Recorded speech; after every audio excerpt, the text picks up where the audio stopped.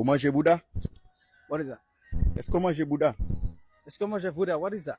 Est-ce qu'on mange Bouddha? To yourself too, man. Whatever you're saying to you too.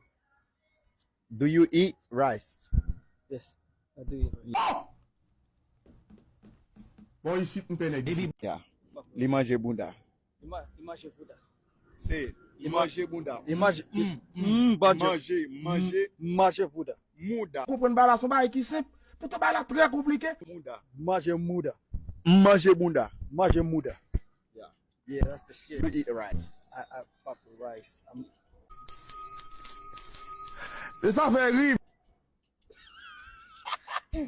L'homme au head boy. You know, wanna see that six pack? Y'all don't wanna do that. Y'all don't wanna do that shit. Mange Bouddha. Oh, Image Buddha, baby, yeah. Mange Bouddha. What's the Haitian word? What's the Get my mom. Get my mom, motherfucker. Say it. Get my mom. Mange Bouddha. Mange Buddha. Et des chanteurs parler. Pas le ski qui est ici.